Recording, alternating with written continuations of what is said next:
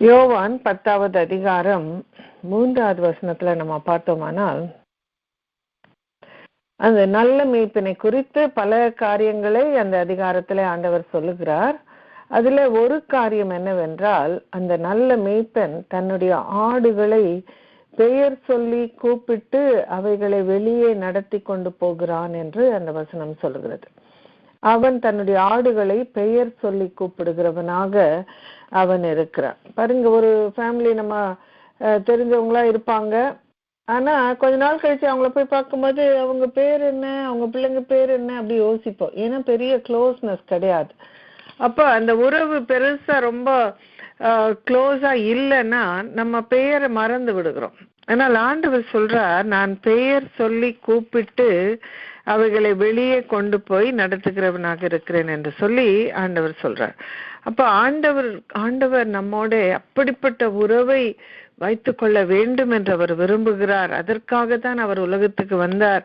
நம்முடைய உறவு ஆண்டவரோட அப்படிப்பட்ட ஒரு உறவாக இருக்கிறது. என்னுடைய ஆடுகள் அவருடைய சத்தத்தை அறிந்திருக்கிறபடினால் அது அந்த நல்ல மேய்ப்பனுக்கு அது பின் செல்கிறது என்று ஆண்டவர் சொல்லுகிறார். அப்ப ஆடுகளுக்கும் ஒரு டிஃப்ரெண்டான ஒரு எக்ஸ்பீரியன்ஸ் கிடைக்கிறது. அந்த மேய்ப்பனுக்கும் அந்த ஆடுகளோடு ஒரு நெருங்கின ஒரு உறவு இருக்கிறது என்கிறதை இந்த இடத்துல நம்ம பார்க்கிறோம். பெயர் சொல்லி அழைக்கிறேன் என்று ஆண்டவர் சொல்லும் பொழுது அவ்வளவு ஒரு நெருக்கமான ஒரு உறவோடு ஆண்டவர் நம்மோட இருக்கிறார் என்கிறதை நாம் அறிந்து கொள்ள வேண்டும். பாருங்க, கொஞ்சம் உயர்வு வந்துட்டாவே ஜனங்க தெரியாதுன்னு இருவாங்க. இவங்களை எங்களுக்கு தெரியாது, ஐ டோன்ட் நோ தெம், எங்கேயோ பார்த்துருக்கிறேன், ஞாபகம் இல்லை, அப்படியெல்லாம் மறுதளிக்கிறவங்க எவ்வளோ பேர் இருப்பாங்க. ஆனா ஆண்டவர் பாருங்க, நம்மளை தெரிந்தவர்கள் என்று சொல்லிக் கொள்ளுகிறதுல அவர் மகிழ்ச்சி அடைகிறார். அவங்க பேர் வரைக்கும் எனக்கு தெரியும், பேர் சொல்லிதான் நான் கூப்பிடுவேன், அவ்வளவு உறவு எனக்கு அவங்களோட இருக்கிறது என்று சொல்லிக் கொள்ளுகிறதுல ஆண்டவர் மகிழ்ச்சி அடைகிறதை நம்ம பார்க்கிறோம். வேதத்துல அநேகரை ஆண்டவர் பெயர் சொல்லி அழைத்திருக்கிறார். சிலரை ஒரு முறை பெயர் சொல்லி கூப்பிடுறார், ஆகாரே என்று அழைக்கிறார். அப்ப சிலரை 2 முறை பெயர் சொல்லி அழைக்கிறார். ரெண்டு முறை ஆண்டவர் கூப்பிட்டு சொல்லும்போது அந்த இடத்துல ஒரு செய்தி இருக்கிறதை நம்ம பார்க்கிறோம். எதையோ ஆண்டவர் சொல்ல விரும்புகிறதை நம்ம பார்க்கிறோம். ஏதோ ஒரு விஷயம் அங்கே நமக்கு கற்பிக்கப்படுகிறதை நம்ம பார்க்கிறோம். நமக்கு ஆண்டவர் தெளிவுபடுத்துகிறதை நம்ம பார்க்கிறோம். அப்ப அந்த ஆண்டவர் 2 முறை பெயர் சொல்லி அழைத்த சிலருடைய அந்த அனுபவத்தை குறித்து இந்த நாளில நம்ம பார்க்கலாம். அதுல இருந்து நாம் என்ன கற்றுக்கொள்ளலாம் என்று பார்க்கலாம். வேதத்துல முதலாக ஆண்டவர் 2 முறை அழைத்த நபர் யார் என்று பார்த்தால் ஆபிரகாம் என்று பார்க்கிறோம். ஆதியாகமம் 22வது அதிகாரம் 11வது வசனத்துல பார்த்தால், அப்பொழுது கர்த்தருடைய தூதனானவர் வானத்திலிருந்து ஆபிரகாமே ஆபிரகாமே என்று கூப்பிட்டார். அவன் இதோ அடியேன் என்றார் என்று சொல்லி அந்த இடத்துல ஆபிரகாமை ஆண்டவர் 2 முறை கூப்பிட்டார் என்று சொல்லி அங்க போடப்படுகிறதை நம்ம பார்க்கிறோம். ஆபிரகாமை ஆண்டவர் அழைத்த விதம், அவரை பிரித்தெடுத்து அவருடைய ஜனங்கள் மத்தியிலிருந்து, அந்த தேசத்திலிருந்து பிரித்தெடுத்து ஆண்டவர் கொண்டு வந்த விதம், அவரை வழி நடத்தின விதம், அவருக்கு போதுமானவராய் அந்த பாதையில இருந்த எல்லாவற்றையும் நம்ம பார்க்கும் பொழுது எவ்வளவோ பாடங்கள் அதுல இருக்கிறது. எவ்வளவோ விசுவாசிகளின் தகப்பன் என்று அழைக்கப்படத்தக்கதாக அவர் அந்த அளவுக்கு ஆண்டவரை சார்ந்து கொண்டவராக இருந்தார், ஆண்டவரை விசுவாசிக்கிறவராக அவர் இருந்தார் என்றெல்லாம் பல நல்ல பாடங்கள் ஆபிரகாமுடைய வாழ்க்கையில இருந்து நம்ம பார்க்கிறோம். அழைத்த அந்த காலத்திலிருந்து நம்ம பார்க்கிறோம். ஆனால் 22வது அதிகாரத்துக்கு வரும்போது அந்த 1வது வசனம் சொல்லுகிறது, இந்த காரியங்கள் நடந்த பின்பு தேவன் ஆபிரகாமை சோதித்தார் என்று அந்த வசனம் துவங்குகிறதை நம்ம பார்க்கிறோம். அப்ப பாருங்க, அழைத்த ஆண்டவர் அவரே அந்த அழைத்த நபருக்கு ஒரு சோதனையை கொடுத்திருக்கிறார் என்று சொல்லி அந்த இடத்துல நம்ம பார்க்கிறோம். அப்ப ஆண்டவர் அவனை கூப்பிடுகிறார், ஆபிரகாமே என்றார். அதற்கு அவன் இதோ அடியேன் என்றான் என்று சொல்லி அந்த வசனம் சொல்லுகிறதை நம்ம பார்க்கிறோம். சோதிக்கும்படியாக ஆண்டவர் அழைக்கிறார், ஆபிரகாம் இதோ அடியேன் என்று சொல்லுகிறான் என்று சொல்லி நம்ம பார்க்கிறோம். பாருங்க, அந்த ஆன்சர்லயே எந்த அளவுக்கு ஆபிரகாம் தன்னை ஆண்டவருக்கென்று ஒப்பு கொடுத்திருக்கிற ஒரு வாழ்க்கையுடையவராக இருக்கிறார் என்பது தெரிகிறது. இதோ அடியேன் என்று சொல்லி அவன் சொல்லுகிறான். அப்ப ஆண்டவர் ஈசாக்கை பலி செலுத்தும்படியாக ஆபிரகாம் இடத்துல கேட்கிறார். அந்த கேட்கும் பொழுது என்ன செய்றார், நிறைய அடைமொழிகள் எல்லாம் போட்டு, உன் புத்திரனும் உன் ஏகசுதனும் உன் நேசகுமாரனும் ஆகிய ஈசாக்கை நீ இப்பொழுது அழைத்து கொண்டு மோரியா தேசத்துக்கு போய் அங்கே நான் உனக்கு குறிக்கும் மலைகள் ஒன்றின் மேல் அவனை தகன பலியாக பலியிடு என்றார் என்று சொல்லி, நீ செய்ய நான் எதிர்பார்க்கிற இந்த காரியம் எவ்வளவு கடினமானது என்பது எனக்கும் தெரியும் அப்படின்னு சொல்லிட்டு அவருக்கும் ரிமைண்ட் பண்ற மாதிரி ஆண்டவர் சொல்றார், உன் புத்திரனும் உன் ஏகசுதனும் உன் நேசகுமாரனும் ஆகிய ஈசாக்கை நீ பலி செலுத்து என்று சொல்லுகிறார். அப்ப அவ்வளவு சொல்லியும் ஆபிரகாம் என்ன செய்கிறார், அவரை தகன பலியாக செலுத்தும்படியாக ஒரு தீர்மானம் பண்ணி அவர் அதிகாலையில் எழுந்து எல்லா ப்ரிப்பரேஷனும் பண்ணி அவரு அதற்காக பிரயாணம் புறப்பட்டு போனார் என்று சொல்லி அங்கே பார்க்கிறோம். அப்போ 3 நாட்கள் அவர்கள் பிரயாணம் செய்கிறார்கள். பாருங்க, ஒரு காரியத்திலிருந்து பின்வாங்குகிறதற்கு 1 நிமிடம் போதும், 1 நொடி போதும்.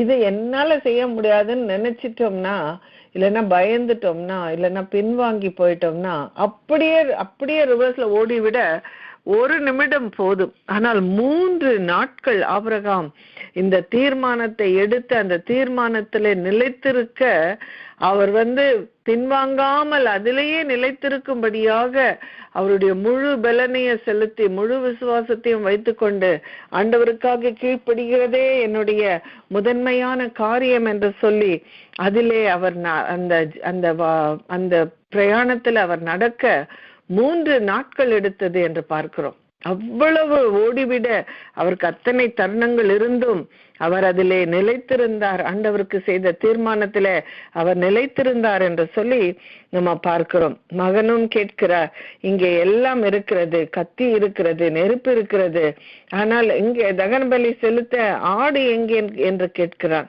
அப்ப ஆண்டவர் அந்த இடத்துல ஆபிரகாம் சொல்லுகிறார், அது கர்த்தர் தமக்கு தகன பலிக்கான ஆட்டுக்குட்டியை அவர் பார்த்து கொள்வார் என்று சொல்லி அங்கே ஆபிரகாம் சொல்லுகிறதை நம்ம பார்க்கிறோம்.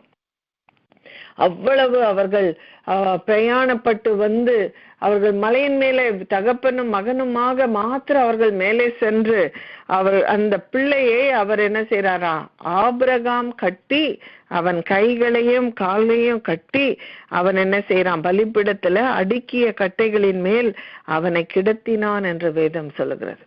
அப்ப பாருங்க, அந்த அளவுக்கு அந்த இதோ அடியேன் என்று அவர் சொன்ன அந்த கீழ்ப்படிதலின் முழு ஒரு கீழ்ப்படிதல் அவருடைய வாழ்க்கையில 100% இருக்கிறதை அந்த இடத்திலே நம்ம பார்க்கிறோம். ஒரு 13-14 வயதான ஈசாக்கு என்று சொல்லுகிறார்கள். அப்ப அவ்வளோ பெரிய பிள்ளைய கட்டி அந்த பலிபீடத்தின் மேல கிடத்துறதுக்கு அவ்வளோ வயதான ஒரு தகப்பனுக்கு இவ்வளவோ கடினம். அப்போ ஆனாலும் அதுல எல்லாம் அவர் ஆண்டவருக்கு கீழ்ப்படுகிறது மாத்திரம்தான் நான் செய்யறதா இருக்கிறேன் இப்ப அப்படின்னு சொல்லிட்டு ஒரு தீர்மானத்தை கொண்டவராக அவர் அங்கே ஆண்டவரை ப்ளீஸ் பண்ண மாத்திரம் அவர் காரியங்களை நிகழ்த்தி கொண்டு இருக்கும்போது அவர் என்ன செய்கிறார், தன்னுடைய மகனை வெட்டும்படிக்கு தன் கையை நீட்டி கத்தியை எடுத்தான் என்று வேதம் சொல்லுகிறது. அந்த கத்தியினால அந்த பிள்ளையை அவர் கொல்லுவது, அந்த பலிக்காக அவனை வெட்டுவது என்பது தீர்மானிக்கப்பட்ட காரியம். இன்னும் 1 நிமிஷம் விட்டுருந்தா அவர் பண்ணியிருப்பார். அந்த மாதிரி இருக்கிற ஒரு ஸ்டேஜ்ல ஆண்டவர் அவரை தடுத்து கர்த்தருடைய தூதனானவர் வானத்திலிருந்து ஆபிரகாமே ஆபிரகாமே என்று கூப்பிட்டார். அவன் இதோ அடியேன் என்றான் என்று சொல்லி வேதம் சொல்லுகிறது. பாருங்க, எவ்வளவு துக்கம் அவருடைய இருதயத்துல இருந்திருக்கும், எவ்வளவு எமோஷன்ஸ் அவருடைய இருதயத்துல இருந்திருக்கும். இதை என் கையால செய்ய வேண்டி இருக்கிறது என்று சொல்லி எவ்வளவு வருத்தம் அவருக்கு இருந்திருக்கும். அந்த நேரத்துல ஆண்டவர் கூப்பிடும் பொழுது ஆபிரகாம் இதோ அடியேன் என்று சொல்லுகிறார். அப்ப நம்ம என்ன செய்வோம், நீங்க அழைச்சிட்டு எங்களை எப்படி டார்ச்சர் பண்றீங்க பாருங்க ஆண்டவரே அப்படின்னு சொல்லிட்டு ஆண்டவரை நம்ம திட்டுவோம். ஆனா இவர் பாருங்க இதோ அடியேன் என்று சொல்லுகிறார். ஆண்டவர் அழைக்கும் பொழுது ஒரு முறை அழைத்தாலே அதுல ஒரு காரியம் இருக்கிறது, அவர் சொல்ல விரும்புகிற ஒரு காரியம் இருக்கிறது என்பது ஆபிரகாமுக்கு தெரியும். ஆண்டவர் ஆபிரகாமுடைய அட்டென்ஷனை பிடிக்கும்படியாக 2 முறை கூப்பிடுகிறார். ஆபிரகாமே ஆபிரகாமே என்று கூப்பிட்டார். அப்பொழுது அவன் இதோ அடியேன் என்றான். அப்பொழுது அவர், பிள்ளையாண்டான் மேல் உன் கையை போடாதே, அவனுக்கு ஒன்றும் செய்யாதே என்று சொல்லுகிறார். அப்ப பாருங்க, அதற்கு பிறகு சொல்லுகிற வார்த்தை எல்லாம் அவர் முன்னால சொல்லியிருந்தா அந்த நேரத்துல அந்த டிலேல ஒருவேளை ஆபிரகாம் அவரை தகன பலியாக செலுத்தி இருந்திருக்கலாம். அதனால அதை தடுத்து நிறுத்துகிற வார்த்தைகளை தான் முதலிலே ஆண்டவர் பேசுகிறார். பிள்ளையாண்டான் மேல் உன் கையை போடாதே, அவனுக்கு ஒன்றும் செய்யாதே, நீ அவனை உன் புத்திரன் என்றும் உன் ஏகசுதன் என்றும் பாராமல் எனக்காக ஒப்பு கொடுத்தபடினால் நீ தேவனுக்கு பயப்படுகிறவன் என்று இப்பொழுது அறிந்திருக்கிறேன் என்றார் என்று சொல்லி ஆண்டவர் அங்கே சொல்லுகிறார். அப்ப பாருங்க, தேவனுக்கு பயப்படுகிறவன் என்கிறதை ஆபிரகாம் நிரூபிக்க வேண்டியிருந்தது. ஆண்டவர் அதற்கு ஒரு சோதனையை கொடுத்தார் என்று சொல்லி அந்த இடத்துல நம்ம பார்க்கிறோம். எனக்காக நீ ஒப்பு கொடுத்தபடினால் நீ தேவனுக்கு பயப்படுகிறவன் என்று இப்பொழுது அறிந்திருக்கிறேன் என்று சொல்லி ஆண்டவர் சொல்லி, பிள்ளையாண்டான் மேல் உன் கையை போடாதே, அவனுக்கு ஒன்றும் செய்யாதே என்று சொல்லி அங்கே ஆண்டவர் ஆபிரகாமோட பேசினதை நம்ம பார்க்கிறோம். அப்ப தகன பலி செலுத்த வந்துவிட்டு நான் ஒன்றுமே ஆண்டவருக்கு பலி செலுத்தாமல் இங்கிருந்து எப்படி கடந்து போக முடியும் என்று சொல்லி ஆபிரகாம் என்ன செய்கிறார், தன் கண்களை ஏறெடுத்து பார்க்கும் பொழுது இதோ பின்னாக புதரிலே தன் கொம்புகள் சிக்கி கொண்டிருந்த ஒரு ஆட்டுக்கடாவை கண்டான். அப்பொழுது ஆபிரகாம் போய் கடாவை பிடித்து அதை தன் மகனுக்கு பதிலாக பலியிட்டான். ஆபிரகாம் அந்த இடத்துக்கு யெகோவா ஈரே என்று பெயரிட்டான். அதனாலே கர்த்தருடைய பர்வதத்திலே பார்த்து கொள்ளப்படும் என்று இந்நாள் வரைக்கும் சொல்லப்பட்டு வருகிறது என்று சொல்லி அந்த இடத்துல ஒரு பெரிய ஆண்டவரை குறித்த ஒரு வெளிப்பாடு எல்லாருக்கும் கொடுக்கப்படுகிறதை நம்ம பார்க்கிறோம். வெறும் ஆபிரகாமுக்கு மாத்திரமல்ல, இந்த நாளிலே கூட நாம் ஆபிரகாம் வாழ்க்கையில் நிகழ்ந்த அந்த நிகழ்வை நினைத்து நாம் அறிந்து கொண்ட கற்றுக்கொண்ட ஒரு பாடம் என்னவென்றால், யெகோவா ஈரே என்கிறதை குறித்த ஒரு பெரிய வெளிப்பாடு ஆபிரகாமுக்கு மாத்திரமல்ல, ஈசாக்குக்கு மாத்திரமல்ல, அவர்கள் சந்ததியில வந்த ஈசாக்கு யாக்கோபு அவர்களுக்கு மாத்திரமல்ல, இந்நாள் வரைக்கும் இத்தனை நூற்றாண்டுகள் கழித்து இந்நாள் வரைக்கும் ஆண்டவர் நமக்கு ஜெகோவா ஜாயிரா, யெகோவா ஈரே என்று இருக்கிறார். கர்த்தருடைய பர்வதத்திலே பார்த்து கொள்ளப்படும். என்னுடைய பலனிலே எனக்கு இதற்கு ஒரு தீர்வு எனக்கு தெரியவில்லை, என்னுடைய ஞானத்திலே இதற்கு ஒரு பதில் எனக்கு தெரியவில்லை, என்னுடைய பலத்திலே இதை செய்து முடிக்க என்னால் முடியவில்லை என்கிற ஒரு நிலைமை என்கிற ஒரு சூழ்நிலை இருந்தாலும் இதோ அடியேன் என்று சொல்லி ஆண்டவர் பக்கம் நாம் சார்ந்து கொள்ளும் பொழுது ஆண்டவர் நமக்கு யெகோவா ஈராக இருக்கிறார் என்கிறதை கர்த்தருடைய பர்வதத்துல பார்த்து கொள்ளப்படும். எனக்கு புரியவில்லை என்றாலும், எனக்கு தெரியவில்லை என்றாலும், எனக்கு பலன் இல்லை என்றாலும், எனக்கு வாய்ப்பில்லை என்றாலும் கர்த்தருடைய பர்வதத்திலே பார்த்து கொள்ளப்படும். தேவன் எனக்காக செயல்படுவார், தேவன் எனக்காக ஆயத்தம் பண்ணி வைத்திருப்பார், தேவனுடைய கரம் எனக்காக அசைகிறதாக இருக்கிறது என்கிற ஒரு பெரிய பாடம் ஆபிரகாமுக்கு மாத்திரமல்ல, நமக்கும் எல்லா விசுவாசிகளுக்கும் இவ்வளவு காலம் ஆண்டவரை அறிந்து அவருடைய பிள்ளைகளாக வாழ்ந்த ஒவ்வொருவரும் ஏதோ ஒரு நிலைமையில கர்த்தருடைய பர்வதத்திலே பார்த்து கொள்ளப்படும் என்று தைரியப்படும்படியாக ஒரு பெரிய பாடத்தை இந்த இடத்துல ஆண்டவர் கற்பித்து கொடுக்கிறதை நம்ம பார்க்கிறோம். அப்ப பாருங்க, ஆண்டவர் ஆபிரகாமே ஆபிரகாமே ஆபிரகாமே என்று அழைத்த பொழுது அவரை சோதிக்கும்படியாக அழைத்தார் என்ற முதல் வசனம் சொன்னாலும் கர்த்தருடைய பர்வதத்திலே பார்த்து கொள்ளப்படும். கர்த்தர் உனக்காக காரியங்களை வாய்க்க பண்ணி இருப்பார், உனக்காக செயல்பட்டு காரியங்கள் அங்கே காத்திருக்கிறது என்கிற ஒரு பெரிய ஒரு விசுவாசத்தின் ஒரு பாடமாக இந்த சூழ்நிலை அமைகிறதை நம்ம பார்க்கிறோம். ஆபிரகாமே ஆபிரகாமே என்று ஆண்டவர் ஆதியாகமம் 22வது அதிகாரத்துல அழைத்த பொழுது அங்கே ஒரு பெரிய பாடம் இருந்தது. கர்த்தர் எனக்காக யாவையும் செய்து முடிப்பார், எனக்காக காரியங்களை நிகழ்த்துகிறவர் கர்த்தர், அவருடைய பர்வதத்திலே எல்லாம் பார்த்து கொள்ளப்படும், யெகோவா ஈரே என்ற தேவனை அறிந்து கொள்ளும்படியான ஒரு பெரிய பாடம் இந்த ஒரு சம்பவத்திலே நமக்கு கிடைக்கிறதை நம்ம பார்க்கிறோம். அடுத்ததாக நம்ம பார்த்தோம்னால் ஆதியாகமம் 46வது அதிகாரம் 2வது வசனத்துல ஆண்டவர் யாக்கோபை அது போல அழைக்கிறார். அன்று இரவிலே தேவன் இஸ்ரவேலுக்கு தரிசனமாகி யாக்கோபே யாக்கோபே என்று கூப்பிட்டார். அவன் இதோ அடியேன் என்றான் என்று சொல்லி, எப்படி ஆபிரகாம் இடத்துல ஒரு கீழ்ப்படிதல் இருந்ததோ, எப்படி ஈசாக்கின் இடத்துல ஒரு கீழ்ப்படிதல் இருந்ததோ, அது போல யாக்கோபும் ஆண்டவர் அழைக்கும் பொழுது இதோ அடியேன் என்று சொல்லி தன்னை ஒப்பு கொடுத்தவனாக அங்கே ஆண்டவருக்கு அவன் பதில் அளிக்கிறதை அந்த இடத்துல நம்ம பார்க்கிறோம். இந்த இடத்துல ஆண்டவர் யாக்கோபே யாக்கோபே என்று அழைக்கும் பொழுது என்ன சொல்ல விரும்புகிறார், என்ன கற்றுக் கொடுக்க விரும்புகிறார், எந்த பாடத்தை யாக்கோபுக்கு ஆண்டவர் கற்பிக்கும்படியாக இந்த இடத்துல அழைக்கிறார் என்று பார்த்தோமானால் இது ஒரு யுனிக்கான ஒரு சிச்சுவேஷனாக அங்கே இருக்கிறதை நம்ம பார்க்கிறோம். இஸ்ரவேல் தனக்கு உண்டான யாவையும் சேர்த்து கொண்டு புறப்பட்டு பெயர்செபாவுக்கு போய் தன் தகப்பனாகிய ஈசாக்கினுடைய தேவனுக்கு பலியிட்டான். அன்று இரவிலே தேவன் இஸ்ரவேலுக்கு தரிசனமாகி யாக்கோபே யாக்கோபே என்று கூப்பிட்டார். அவன் இதோ அடியேன் என்றான். அப்பொழுது அவர், நான் தேவன், நான் உன் தகப்பனுடைய தேவன், நீ எகிப்து தேசத்துக்கு போக பயப்பட வேண்டாம், அங்கே உன்னை பெரிய ஜாதி ஆக்குவேன், நான் உன்னுடனே எகிப்துக்கு வருவேன், நான் உன்னை திரும்பவும் வரப்பண்ணுவேன், யோசேப்பு தன் கையால் உன் கண்களை மூடுவான் என்று சொன்னார். அதற்கு பின்பு யாக்கோபு பெயர்செபாவிலிருந்து பிரயாணம் புறப்பட்டான். அவனுடைய குமாரரும் குடும்பத்தார் அனைவரும் வண்டிகளின் மேல் ஏற்றிக்கொண்டு தங்கள் ஆடு மாடுகளையும் தாங்கள் கானான் தேசத்தில் சம்பாதித்த பொருட்களையும் சேர்த்து கொண்டு யாக்கோபும் அவன் சந்ததியார் யாவரும் எகிப்துக்கு போனார்கள் என்று சொல்லி அந்த சூழ்நிலையை குறித்து வேதம் சொல்லுகிறதை நம்ம பார்க்கிறோம். யாக்கோபுக்கு வயதாகிவிட்டது, அவனுடைய பிள்ளைகள் எல்லாம் வளர்ந்து விட்டார்கள், திருமணமாகிவிட்டது, பேர பிள்ளைகள் பிறந்திருக்கிறார்கள். இப்படி ஒரு வயதான ஒரு காலத்திலே யாக்கோபு இருக்கிற அந்த ஒரு நேரத்திலே ஆண்டவர் யாக்கோபோடு பேசுகிறார் என்று சொல்லி நம்ம பார்க்கிறோம்.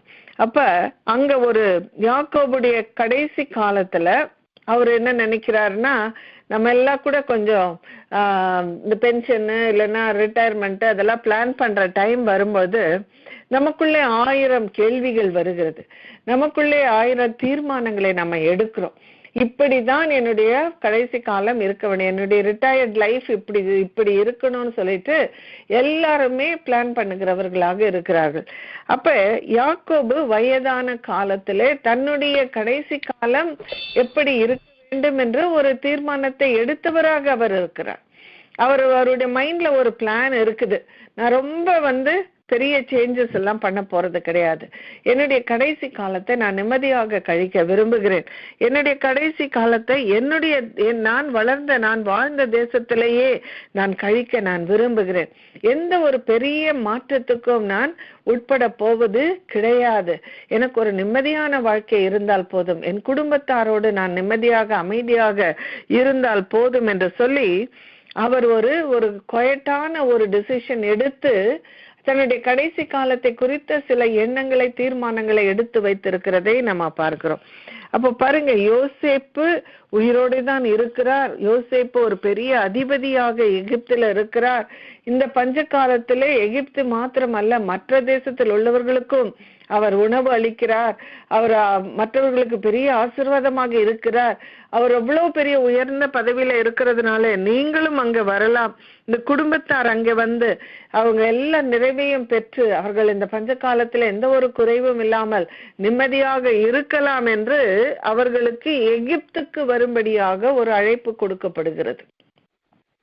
ஆனால் யாக்கோபு என்ன நினைத்திருக்கிறார், நான் எங்கேயும் போறதில்ல, இந்த கடைசி காலத்துல நிம்மதியா இருக்கிற இடத்துல நான் இருக்க போறேன், என் குடும்பத்தோட இருக்க போறேன், என்னுடைய நாட்டுல நான் இருக்க போறேன், என்னுடைய ஊர்ல நான் இருக்க போறேன் அப்படின்னு தீர்மானம் பண்ணியிருக்கிற யாக்கோபுக்கு இது ஒரு பெரிய ஒரு சேஞ்ச் ஆக இருக்கிறது, மாற்றம்.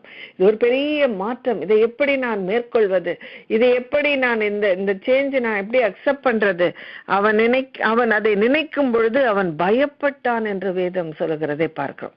அந்த மாற்றத்தை அவன் நினைக்கும் போது அவனுக்கு ஒரு பயம் வருது. வயசான காலத்துல எனக்கு இவ்வளவு பெரிய ஒரு மாற்றம் எனக்கு தேவையா என்று சொல்லி யாக்கோபு பயப்படுகிறதை அந்த இடத்துல நம்ம பார்க்கிறோம். ஆனால் ஆண்டவருடைய திட்டம் என்னவென்றால், யாக்கோபு எகிப்துக்கு போக வேண்டும் என்று ஆண்டவர் விரும்புகிறார். அதை அறிவிக்கும்படியாக, அதை குறித்து யாக்கோபுக்கு ஒரு தைரியத்தை கொடுக்கும்படியாக, அதை குறித்து யாக்கோபோடு பேசும்படியாக, அது தேவ திட்டம் என்கிறதை ஆண்டவர் அறிவிக்கும்படியாக ஆண்டவர் யாக்கோபை 2 முறை அழைத்தார் என்று சொல்லி அந்த இடத்துல நம்ம பார்க்கிறோம். யாக்கோபே யாக்கோபே என்று கூப்பிட்டார், அவன் இதோ அடியேன் என்றார். அப்பொழுது ஆண்டவர் பாருங்க, சில நேரத்துல நான் உனக்கு செய்ததெல்லாம் உனக்கு ஞாபகம் இருக்குதா அப்படின்னு கேட்காம, உன்னுடைய தகப்பனுடைய தேவன் நான் என்று சொல்லுகிறார். நம்முடைய அநேகருடைய வாழ்க்கையில நம்ம பார்த்தோம்னா, நம்மளுடைய பெற்றோர்களை ஆண்டவர் வழி நடத்தினதை பார்த்து நம்ம எவ்வளவோ விசுவாசத்துல பலப்பட்டு இருக்கிறோம். ஏன்னா அவங்களுக்கு குறைவான சம்பளம் இருந்தது, அநேக பிள்ளைகள் இருந்தார்கள். அந்த குறைவிலேயே அவங்க என்ன செய்வாங்க, அந்த பிள்ளைங்களை விசுவாசத்திலேயே வளர்ப்பாங்க. விசுவாசத்துலதான் உணவு, விசுவாசத்துலதான் ஃபீஸ் கட்டுறது, விசுவாசத்துலதான் அவங்களுக்கு வேலை கிடைக்க பண்ணுகிறது, விசுவாசத்துலதான் அவர்களுக்கு திருமணமும் நடக்கும். ஏனென்றால் இதையெல்லாம் செய்கிற வசதி அநேக தேவனுக்கு பயந்த பெற்றோர்களுக்கு முற்காலத்தில கிடையாது. நமக்கெல்லாம் இப்ப இருக்கிற வசதி நம்முடைய பெற்றோர்களுக்கு கிடையாது. ஆனால் அவர்கள் ஆண்டவரை மாத்திரமே சார்ந்து கொண்டிருந்தார்கள். கொஞ்சம் ரிசோர்சஸ்ல எல்லாவற்றையும் அவர்கள் எப்படி சாதித்தார்கள் என்று பார்த்தால், நம்முடைய தகப்பனுடைய தேவன் என்கிற ஒருவரை அவர்கள் நமக்கு அறிமுகப்படுத்தி இருக்கிறார்கள். அப்ப அநேக நேரத்துல எனக்கு என்ன முன்ன ஆண்டவர் வழி நடத்தினார் அது தெரியுமான்னு சொல்றதை விட, உன்னுடைய அப்பாவை வழி நடத்தின தேவன், நான் உன்னுடைய தகப்பனுடைய தேவன் என்று சொல்லும் பொழுது எனக்கு இன்னும் அதிகமான ஒரு விசுவாசம் வருகிறதை பார்க்க முடிகிறது. அப்படிப்பட்ட ஒரு அனுபவத்தை யாக்கோபும் உடையவராக இருந்தார். அப்ப ஆண்டவர் சொல்றார், நான் தேவன், நான் உன் தகப்பனுடைய தேவன் என்று சொல்றார். நான் உன்னிடத்துல கேட்கிற ஒரு மாற்றம் பெரிய மாற்றம் என்றாலும், நீ உன் தகப்பனுடைய தேவனை நீ இந்த இடத்துல விசுவாசிக்க வேண்டும். உன்னுடைய தகப்பனுடைய தேவனாக நான் இருந்து எப்படி ஆபிரகாமை நான் அழைத்து அவரை நான் பிரயாணத்துல நடத்தி அவரை பல தீங்குகளுக்கு அவரை காப்பாற்றி அவரை எப்படி நான் கொண்டு வந்தேன், எப்படி நான் செல்வ சீமான் ஆக்கினேன் என்றெல்லாம் உனக்கு தெரியும் அல்லவா, நான் உன்னுடைய தகப்பனுடைய தேவன் என்று சொல்லி ஆண்டவர் அங்கே தன்னை அறிமுகப்படுத்திக் கொள்கிறதை நம்ம பார்க்கிறோம். அப்ப பாருங்க, அதை கேட்ட உடனே யாக்கோபுக்கு என்ன, ஆமா என்னுடைய முற்பிதாவாகிய ஆபிரகாமை அழைத்து நடத்தின தேவன், அவரை கைவிடாத ஒரு தேவன், அவரை வெட்கப்படுத்தாத ஒரு தேவன், அவருக்கு போதுமானவராய் இருந்த ஒரு தேவன் அல்லவா என் தகப்பனுடைய தேவன் என்று சொல்லி அந்த இடத்திலே யாக்கோபு தைரியப்படுகிறான். நீ எகிப்து தேசத்துக்கு போக பயப்பட வேண்டாம் என்று ஆண்டவர் சொல்லுகிறார். அந்த ஒரு பெரிய மாற்றத்துக்குள்ளாக தன்னை உட்படுத்தி கொள்ள யாக்கோபுக்கு பயமாக இருக்கிறது. அதை அறிந்த தேவன் சொல்லுகிறார், நீ எகிப்து தேசத்துக்கு போக பயப்பட வேண்டாம் என்று சொல்லுகிறார். அங்கே உன்னை பெரிய ஜாதி ஆக்குவேன் என்று சொல்லுகிறார். நான் அறியாமல் வருகிற ஒரு மாற்றம் இது அல்ல, இதை நான் அறிந்து வருகிற, நான் அனுமதிக்கிற ஒரு மாற்றம், நான் உன்னுடைய வாழ்க்கையில கொண்டு வருகிற ஒரு மாற்றம் என்று சொல்லி, அந்த மாற்றத்தினாலே நான் உன்னை பெரிய ஜாதியாக்குவேன் என்று சொல்லி யாக்கோபோட ஆண்டவர் பேசுகிறார். நான் உன்னுடனே எகிப்துக்கு வருவேன் என்று ஆண்டவர் சொல்றார். நீ போ, நான் உனக்கு எல்லா காரியத்தையும் செய்வேன் ஆண்டவர் சொன்னாலும், நான் உன்னுடனே வருவேன் என்று சொல்லும்போது அது இன்னும் அதிகமாக ஆண்டவரை சார்ந்து கொள்ள, ஆண்டவர் என்னோடு இருக்கிறார் என்று அறிந்து கொள்ள, ஆண்டவர் என்னை கரம் பிடித்து நடத்த அவர் என்னோடையே வருகிறாரே என்று சொல்லி தைரியப்பட அது மிகவும் ஏதுவாய் இருந்தது என்று சொல்லி நம்ம பார்க்கிறோம்.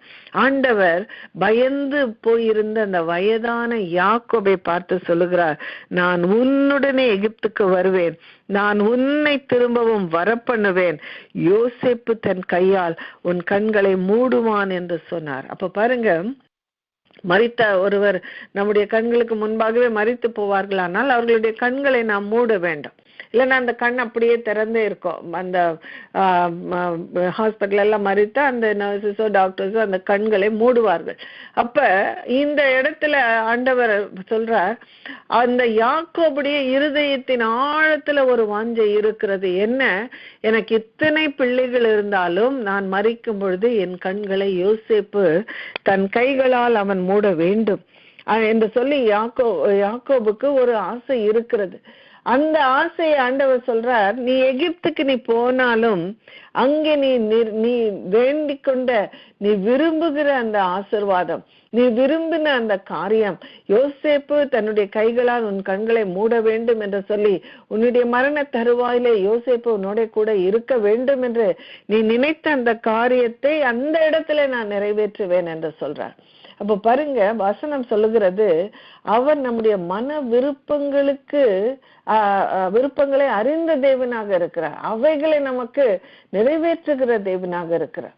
அப்ப மன விருப்பங்களை உனக்கு தந்தருளி என்ற வசனம் சொல்லுகிறதே, அதை இந்த இடத்துல யாக்கோபுக்கு ஆண்டவர் நிறைவேற்றுகிறதை நம்ம பார்க்கிறோம். அநேக நேரத்துல பிள்ளைகள் கூட சூழ்நிலைகளால என்ன செய்ய முடியறதில்ல, அப்பா இதை விரும்பினாரு, என்னால நான் செய்ய முடியல, அப்பா இங்க அவரை புதைக்கணும்னு நினைச்சாரு, அதை என்னால செய்ய முடியல, அப்பாவை இந்த சர்ச்ல வச்சு நம்ம ஃபியூனரல் வைக்கணும்னு நினைச்சு சொன்னாரு, ஆனா அதை பண்ண முடியல.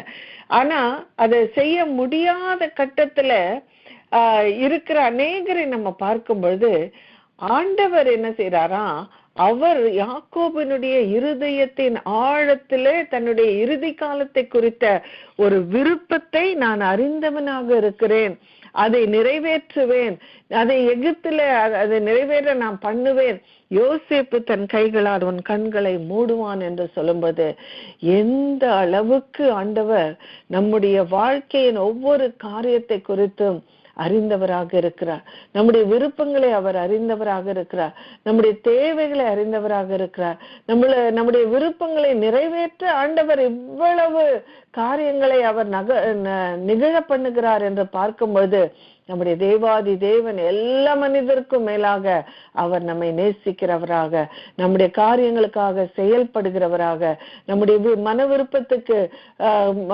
நிறைவேற்ற உதவி செய்கிறவராக ஆண்டவர் இருக்கிறார் என்று பார்க்கும்போது யாக்கோபை ஆண்டவர் எந்த அளவுக்கு அறிந்தவராக இருக்கிறார், யாக்கோபுக்கு எப்படிப்பட்ட ஒரு தேவன் இருக்கிறார் என்று சொல்லி நம்ம பார்க்கும்போது அது மிக மிக நமக்கு ஒரு பெரிய விசுவாசத்தை, தைரியத்தையும், என்னுடைய காரியங்கள் எல்லாம் கர்த்தருடைய கரத்துல இருக்கிறது, என்னுடைய நிகழ்காலம் மாத்திரமல்ல, என்னுடைய வருங்காலம், என்னுடைய ஆயுளின் முடிவு எல்லாம் என்னுடைய தேவனுடைய கரத்துல இருக்கிறது, அவர் எல்லாவற்றையும் நேர்த்தியாய் செய்கிற தேவனாக இருக்கிறார், விருப்பங்களை அறிந்த தேவன் அவைகளை நிறைவேற்றுகிறவராக இருக்கிறார் என்கிற ஒரு பெரிய தைரியத்தை இந்த இடத்துல யாக்கோபுக்கு மாத்திரமல்ல, இத்தனை நூற்றாண்டுகள் கழித்து நமக்கும் அப்பேற்பட்ட ஒரு தேவன், நம்மை நேசிக்கிற ஒரு தேவன், நமக்காக கரிசனை உள்ள ஒரு தேவன், நமக்காக செயல்படுகிற ஒரு தேவன், நம்முடைய இருதயத்தின் ஆழத்துல நாம் வைத்திருக்கிற விருப்பங்களை ஏக்கங்களையும் அறிந்த தேவன், அவைகளை நிறைவேற்றுகிற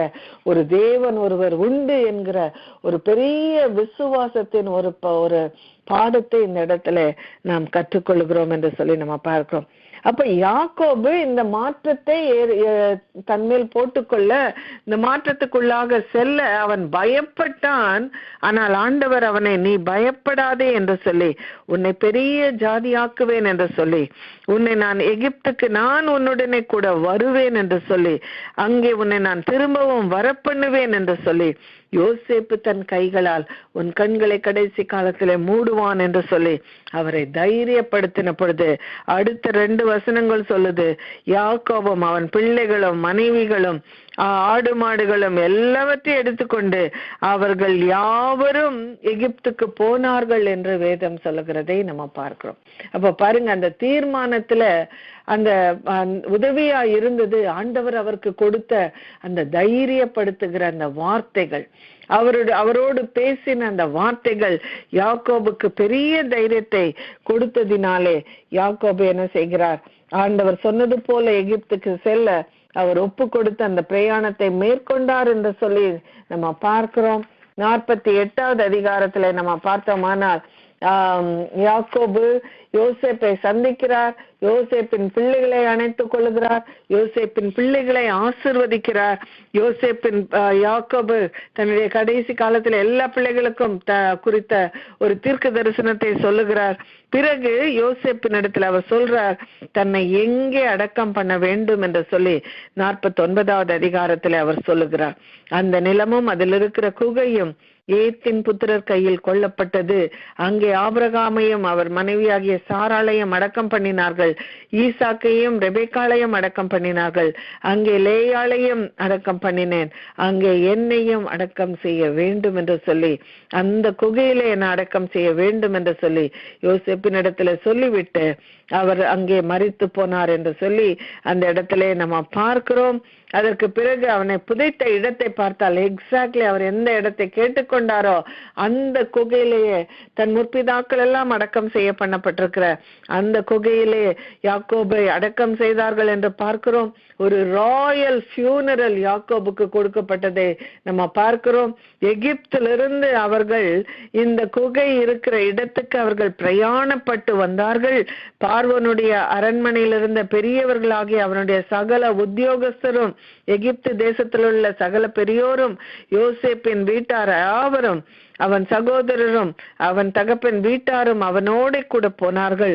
ரதங்களும் குதிரை வீரரும் அவனோட போனதினால் பரிவார கூட்டம் மிகவும் அதிகமாயிருந்தது என்று சொல்லி யாக்கோபுக்கு ஒரு பெரிய ராயல் ஃபியூனரலை ஆண்டவர் அங்கே கொடுத்தார் என்று சொல்லி நம்ம பார்க்கிறோம். எப்படி உன்னை திரும்ப வர பண்ணுவேன் என்று சொன்னாரோ அது போல அவனுடைய உடல் அங்கே கொண்டு வரப்பட்டு அடக்கம் செய்யப்பட்டது என்று சொல்லி நம்ம பார்க்கிறோம். அப்ப பாருங்க, எந்த அளவுக்கு ஆண்டவர் நம்முடைய இருதயத்தின் ஆழத்தில் இருக்கிற வாஞ்சைகள், ஏக்கங்கள், விருப்பங்கள், எண்ணங்களை அறிந்தவராக இருக்கிறார் என்று சொல்லி இந்த பகுதியிலே நாம் கற்றுக்கொள்கிறோம். வயசானவங்கன்னா எல்லாருக்குமே ஒரு அலட்சியம், வயசானவங்கன்னா பிள்ளைகளுக்கு கூட ஒரு அலட்சியம்.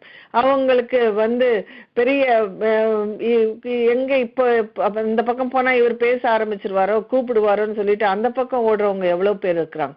அலட்சியம் காணப்படுகிற ஒரு காலகட்டமாக அது இருந்தாலும் அந்த வயதான காலத்துல யாக்கோபின் இருதயத்தில் இருந்த அந்த எண்ணத்தை நிறைவேற்ற ஆண்டவர் இறங்கி வந்தார், ஆண்டவர் செயல்பட்டார்.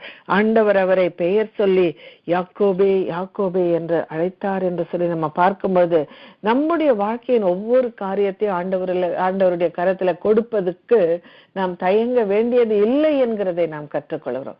அவர் போதுமானவராக இருக்கிறார் என்கிறதை நாம் கற்றுக்கொள்கிறோம். அதனால யாக்கோபே யாக்கோபே என்று ஆண்டவர் அழைத்த பொழுது அவனுக்கு அது ஒரு பெரிய ஆசீர்வாதமாக இருந்தது. ஆண்டவர் அவனுடைய கடைசி காலத்தின் விருப்பங்களை எல்லாம் நிறைவேற்றினார், நிம்மதியான ஒரு கடைசி காலத்தை அவருக்கு கொடுத்தார் என்று சொல்லி நம்ம பார்க்கிறோம். அதற்கடுத்து நம்ம யாரை ஆண்டவர் அப்படி அழைத்தார் என்று பார்ப்போமானால் யாத்திராகமம் 3வது அதிகாரம் 4வது வசனத்திலே பார்க்கும் பொழுது, அவன் பார்க்கும்படி கிட்ட வருகிறதை கர்த்தர் கண்டார். முட்செடியின் நடுவில் இருந்து தேவன் அவனை நோக்கி மோசே மோசே என்று கூப்பிட்டார். அவன் இதோ அடியேன் என்றான் என்று சொல்லி மோசேயும் அப்படிப்பட்ட ஒரு அர்ப்பணிப்புடையவராக மோசே இருந்தார் என்கிறதை நம்ம பார்க்கிறோம். அப்போ மோசேயுடைய காரியம் நமக்கு நன்றாக தெரியும். மோசே 3 மாதத்துல அவனை காப்பாற்ற முடியாமல், மறைத்து வைக்க முடியாமல் அந்த தண்ணீரிலே நாணர் பெட்டியிலே அந்த தாயார் வைத்து விடும்பொழுது அவன் பார்வோனின் மகளுடைய கைகளிலே கிடைக்கிறான். அவள் அந்த அரண்மனையிலே, அந்த பார்வோனுடைய அரண்மனையிலேயே அந்த மகள் அவனை வளர்க்கிறாள். அங்கே 40 வருஷம் இருக்கிறார். பிறகு ஒரு இடத்துல ஒருவனை கொலை செய்ததுனால பயந்து அங்கிருந்து ஓடி அவர் மீதியான் தேசத்துல இனியொரு 40 வருஷம் இருக்கிறார். ஆடு மாடுகளை மேய்க்கிறவராக மாறி போகிறார். அப்போ ஆண்டவர் அவரை பார்த்து மோசே மோசே என்று அழைத்தார் என்று சொல்லி நம்ம பார்க்கிறோம். அப்ப பார்த்தோம்னால் அந்த இடத்துல அவருடைய அட்டென்ஷனை பிடிக்கும்படியாக ஆண்டவர் அந்த இடத்துல கர்த்தருடைய தூதனானவர் ஒரு முட்செடிவின் நடுவிலிருந்து உண்டான அக்கினி ஜுவாலையிலே நின்று அவனுக்கு தரிசனமானார். அப்பொழுது அவன் உற்று பார்த்து முட்செடி அக்கினியால் ஜுவாலித்து எரிந்தும் அது வெந்து போகாமல் இருந்தது. அப்பொழுது மோசே, இந்த முட்செடி வெந்து போகாதிருக்கிறது என்ன? நான் கிட்ட போய் இந்த அற்புத காட்சியை பார்ப்பேன் என்றான். அவன் பார்க்கும்படி கிட்ட வருகிறதை கர்த்தர் கண்டார். முட்செடியின் நடுவில் இருந்த தேவன் அவனை நோக்கி மோசே மோசே என்று கூப்பிட்டார். அவன் இதோ அடியேன் என்று சொல்லி அவன் ஆண்டவருக்கு பதில் சொல்லுகிறதை நம்ம பார்க்கிறோம். இங்க நம்ம பார்த்தோமானால் ஆண்டவர் மோசேயை அழைக்கிறார். மோசேயை பார்த்து சொல்றார், நீ நான் என் ஜனத்தின் உபத்திரவத்தை நான் பார்த்து அவர்கள் இடுகிற கூக்குரலை கேட்டேன், அவர்கள் படுகிற வேதனைகளையும் அறிந்திருக்கிறேன்.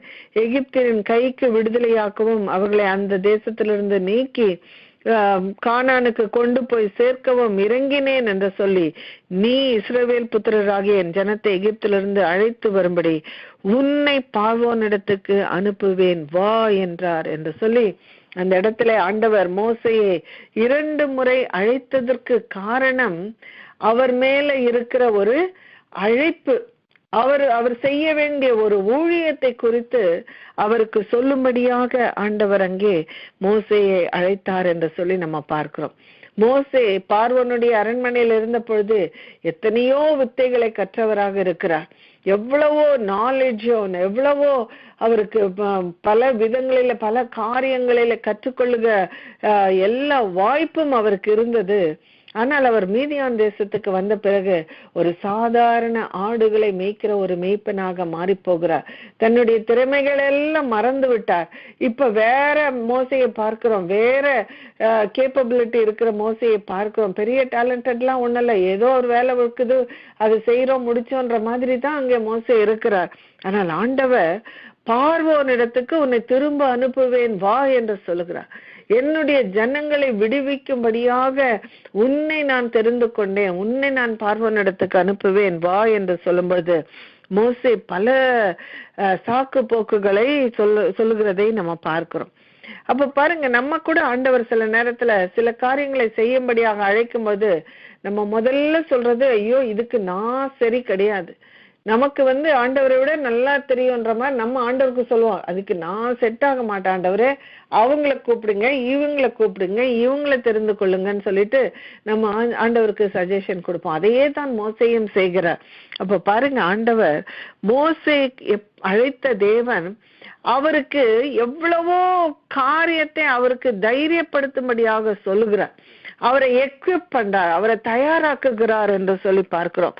4வது அதிகாரம் 12வது வசனத்துல ஆண்டவர் சொல்றார், நீ பேச வேண்டியதை உனக்கு நான் போதிப்பேன் என்று சொல்லுகிறார். உனக்கு நான் போதிப்பேன் என்று சொல்லி ஆண்டவர் சொல்றார். 4:15 நம்ம பார்த்தால், நீங்கள் செய்ய வேண்டியதை உங்களுக்கு உணர்த்துவேன் என்று சொல்லுகிறார். அது இல்லாமல் உங்களுக்கு அடையாளமாக நீ உன் மடியிலே உன் கையை போடும்போது அதுல குஷ்டம் இருக்கும், அந்த கைகளை நீ திரும்பவும் மடியிலே போடுவாயானால் அது ஒரு சாதாரண ஒரு தோலை கொண்டதாக அது இருக்கும் என்று சொல்லி ஒரு அடையாளமாக சொல்லுகிறார். உன் கோலை கீழே போடு, அது சர்ப்பமாகும், அந்த சர்ப்பத்தின் வாளை நீ பிடிப்பாயானால் அந்த சர்ப்பம் திரும்பவும் கோலாகும், இதுவும் இன்னொரு அடையாளமாக இருக்கும் என்று சொல்லி என்னெல்லாம் சொன்னா அந்த ஜனங்க ஏற்றுக்கொள்வார்கள். நீ பயப்படாத, இதெல்லாம் பண்ணினா அவங்க நிச்சயமா ஏற்றுக்கொள்வாங்க. இதெல்லாம் நீ பேசினா நிச்சயமா பார்வோன் உனக்கு அவன் உனக்கு கீழ்ப்படிவான் என்று சொல்லி ஆண்டவர் எல்லா காரியத்தையும் அவருக்காக அந்த அழைப்புக்கு மோசைக்கு என்னெல்லாம் தேவையோ அதை நிறைவேற்ற என்னெல்லாம் தேவையோ அதை எல்லாம் நான் செய்கிறவனாக இருக்கிறேன் என்று சொல்லி ஆண்டவர் மோசையோடு அங்கே பேசுகிறதை நம்ம பார்க்கிறோம். அவன் நான் திக்கு வாயும் மந்த நாவும் உள்ளவனாக இருக்கிறேன் என்று சொன்னா, சரி போ ஆரோனை கூப்பிட்டுக்க, நான் உனக்கு சொல்லுகிறதே நீ ஆரோனுக்கு சொல்ல, அவன் பார்வோனுடைய பேசுவான். இப்படி ஆண்டவர் எவ்வளவோ பார்கெயின் பண்ணி, எவ்வளவோ அட்ஜஸ்ட் பண்ணி, எவ்வளவோ காரியத்தை அவனுக்கு விட்டு கொடுத்து, ஆனால் அந்த அழைப்புக்கு மோசே வந்துவிட வேண்டும் என்கிறதுல ஆண்டவர் எவ்வளவு போராடுகிறார் என்று சொல்லி நம்ம நம்ம இந்த இடத்துல நம்ம பார்க்கிறோம்.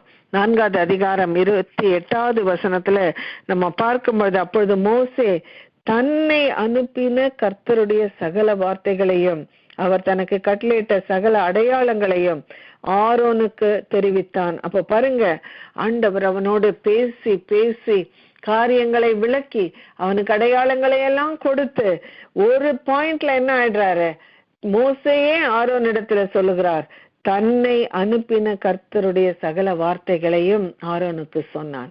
தன்னை அனுப்புகிறவர் கர்த்தர் என்கிறதை ஆண்டவர் தெளிவுபடுத்தி அவனுடைய ஆவியில அவன் உணர பண்ணி, அவனுடைய ஆவியில அதை ஏற்றுக்கொள்ள பண்ணி, தன்னை அனுப்புகிற தேவன் அவருக்கு போதுமானவராக இந்த செயலில இருப்பார் என்கிறதை விளக்கி ஏற்றுக்கொள்ள செய்து ஆண்டவர் அந்த ஊழியத்துக்கு ஆண்டவர் மோசேயை அழைத்தார் என்று சொல்லி அந்த இடத்துல நம்ம பார்க்கிறோம்.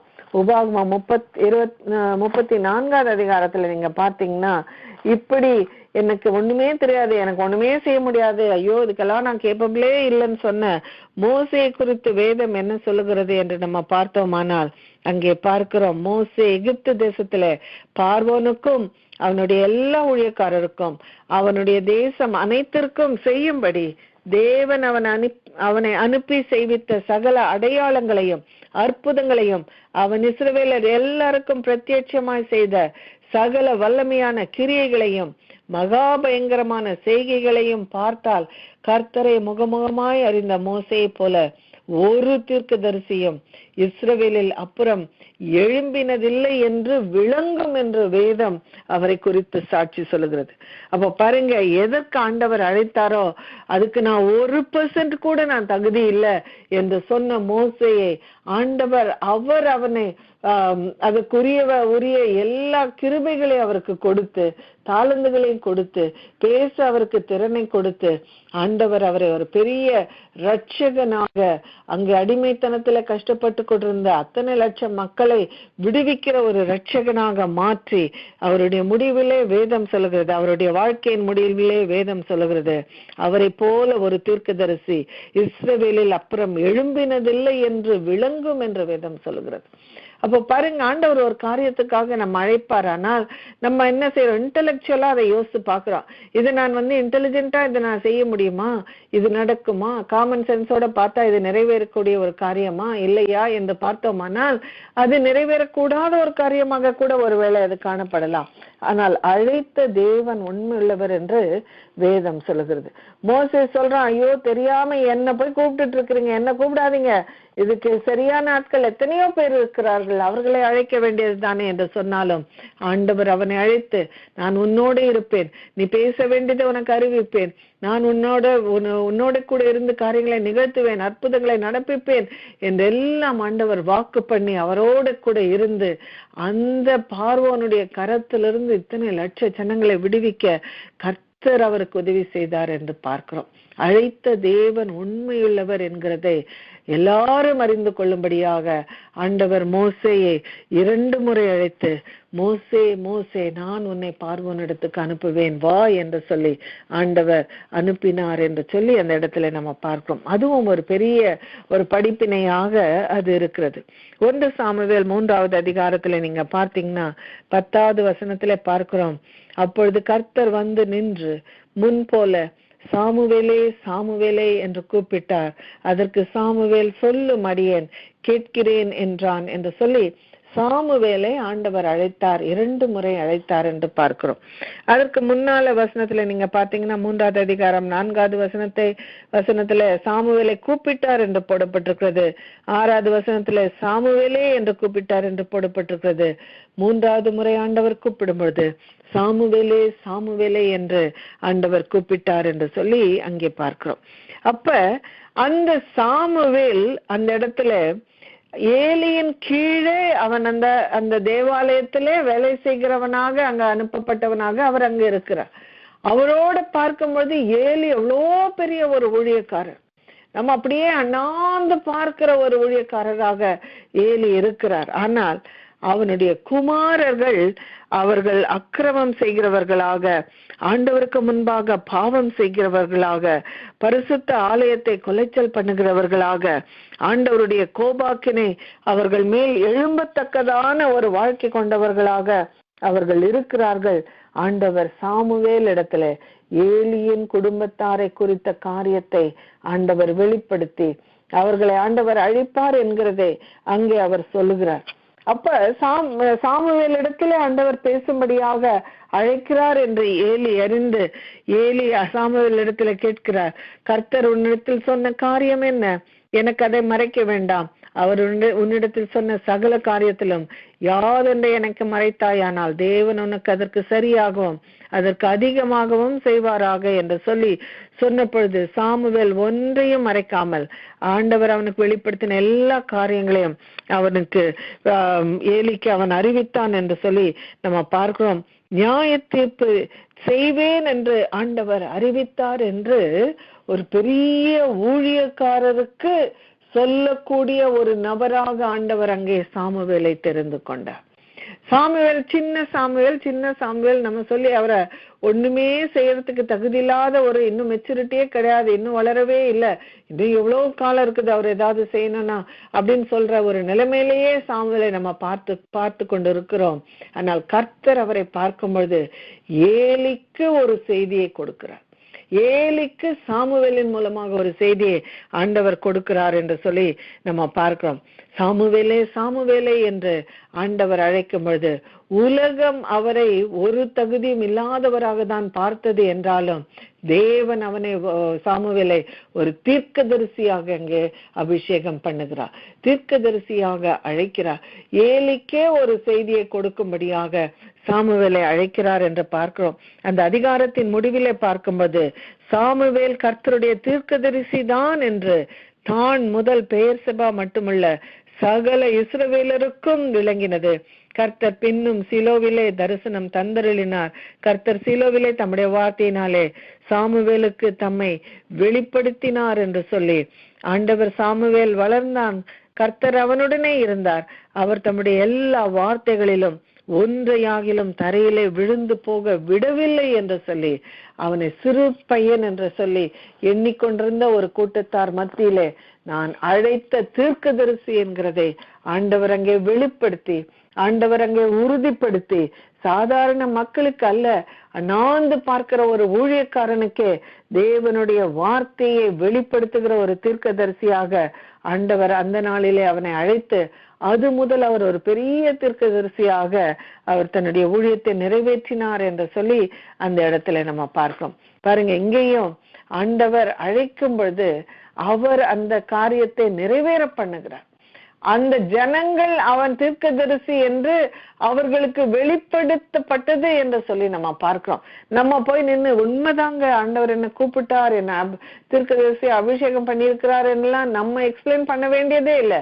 நம்முடைய வாழ்க்கையில நடக்கிற மாற்றங்கள், ஆண்டவர் நம்மை உபயோகிக்கிற விதங்கள், ஆண்டவர் நம்மை யாருக்கு முன்பாக கொண்டு நிறுத்தி அவர்களுக்கு ஒரு வார்த்தை கொடுக்க பண்ணுகிறாரோ அதெல்லாம் நிறைவேறுகிற போது கர்த்தர் அழைத்த ஒரு பாத்திரம், கர்த்தரால் அபிஷேகிக்கப்பட்ட ஒரு பாத்திரம், கர்த்தருடைய தீர்க்கதரிசி தான் என்று ஒரு நபர் மாத்திரமல்ல, ஒரு ஊர் மாத்திரமல்ல, தான் முதல் பெயர்செபா மட்டுமில்ல எல்லாரும் அறிந்து கொள்ளத்தக்கதாக அந்த ஃபியூ வேர்சஸ்லயே ஆண்டவர் செய்கிறார் என்று சொல்லி நம்ம பார்க்கும்போது ஆண்டவர் பெயர் சொல்லி அழைக்கும் பொழுது அவருடைய அழைப்பை அவர் நிறைவேற்றுகிறவராக அவர் இருக்கிறார் என்று சொல்லி நம்ம பார்க்கிறோம்.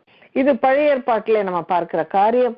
புதிய ஏற்பாட்டில நம்ம பார்த்தோமானால் லூக்கா 10வது அதிகாரத்துல 38-42 வரை நம்ம பார்த்தால் லாசருவின் குடும்பத்தை குறித்து பார்க்கிறோம். அங்கே 2 சகோதரிகள் இருக்கிறார்கள், மார்த்தாள் மரியாள் என்ற 2 சகோதரிகள் இருக்கிறார்கள். ஆனால் ஆண்டவர் இந்த பகுதியிலே மார்த்தாளே மார்த்தாளே என்று சொல்லி மார்த்தாளை அழைத்தார் என்று லூக்கா 10வது அதிகாரம் 41வது வசனத்திலே நம்ம பார்க்கிறோம்.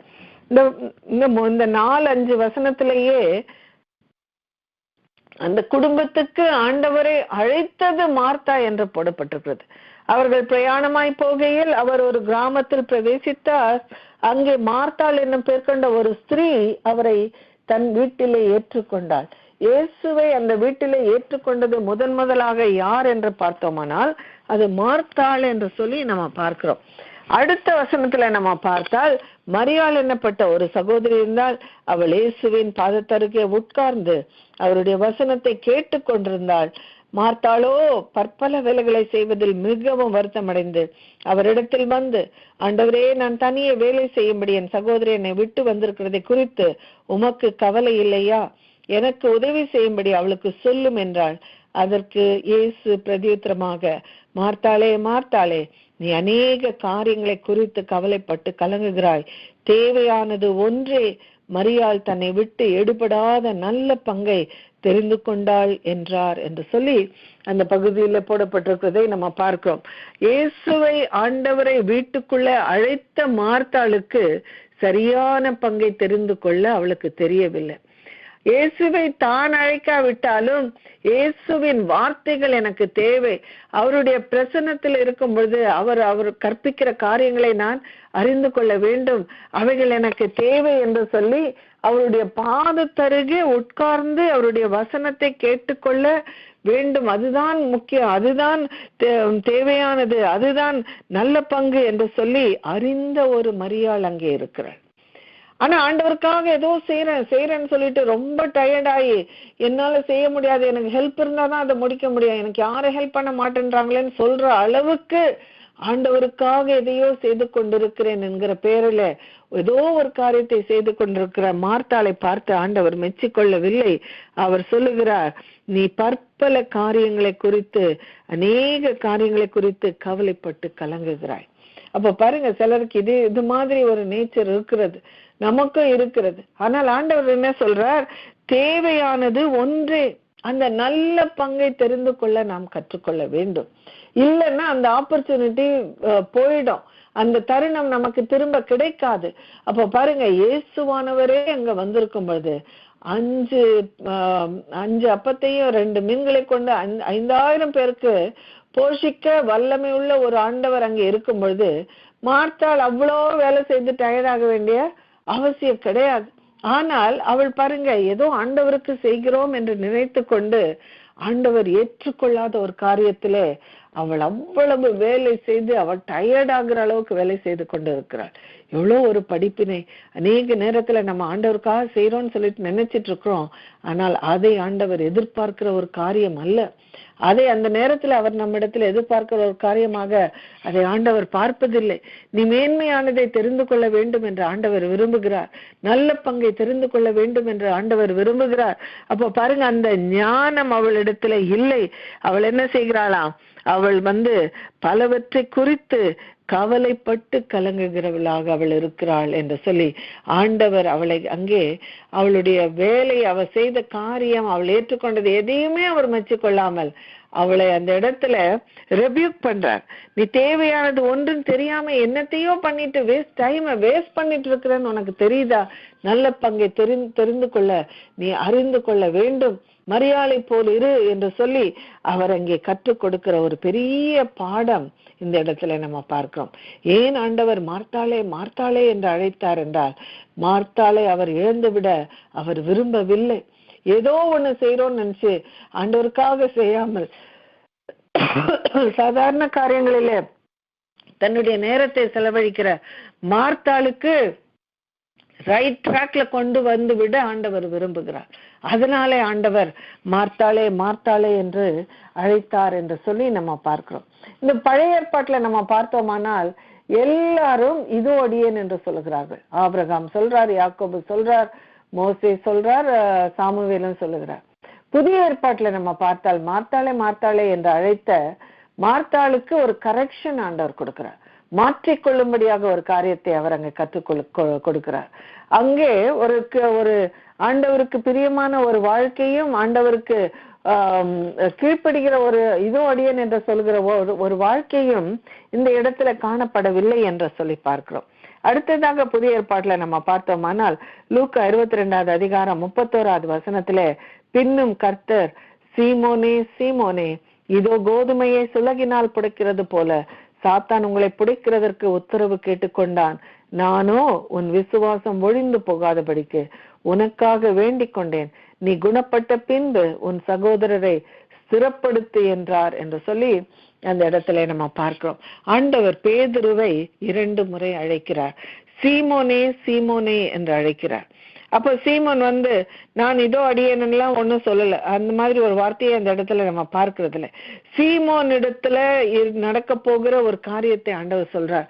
நீ இவ்வளவு என்னை நேசிக்கிறேன் என்று சொன்னாலும், நான் மறுதலிப்பது இல்லை என்று சொன்னாலும், நீ உன்னை புடைப்பதற்கு சாத்தான் உத்தரவு கேட்டுக்கொண்டான். அநேக நேரத்துல சாத்தான் ஒருத்தன் இருக்கிறான்ற கான்செப்டே மறந்துட்டு நம்ம பாட்டுக்கு ஜீவிப்போம். ஆனா அது நம்ம பயப்படுறதுக்காக இல்ல, ஒரு காஷனுக்காக, ஒரு கேர்ஃபுல்லாக இருப்பதற்காக, ஒரு தேவையான ஒரு உணர்வு. நம்ம வேதத்துல நம்ம பார்த்தால் பிசாசு எப்படி இருக்கிறான்னா, கர்ஜிக்கிற சிங்கம் போல எவனை விழுங்கலாமோ வென்று அவன் வகை தேடி சுற்றி திரிகிறான். அவ்வளவு அவன் நம்மளை பிடிக்க அவன் கான்சியஸா இருக்கிறான், வேலை செய்து கொண்டிருக்கிறான். ஆனா நம்ம என்ன நினைச்சிட்டு இருக்கிறோம், நான் நல்லாதான் இருக்கிறேன், எனக்கு ஒன்னும் பிரச்சனை இல்லைன்னு நம்ம நினைச்சிட்டு இருக்கிறோம். ஆனா ஆண்டவர் சொல்றார், உன்னை கோதுமையை சுளகினால் புடைக்கிறது போல சாத்தான் உங்களை புடைக்கிறதற்கு உத்தரவு கேட்டுக்கொண்டான். நானோ உன் விசுவாசம் ஒழிந்து போகாதபடிக்கு உனக்காக வேண்டிக் கொண்டேன். நீ குணப்பட்ட பிறகு நீ உன் சகோதரரை ஸ்திரப்படுத்து என்று சொல்லுகிறார். அதற்கடுத்து நம்ம பார்த்தோமானால் 57வது வசனத்துல ஸ்திரீயே அவனை அறியேன் என்று மறுதலிக்கிறான். 58ல மனுஷனை அது நான் அல்ல என்று சொல்லுகிறான்.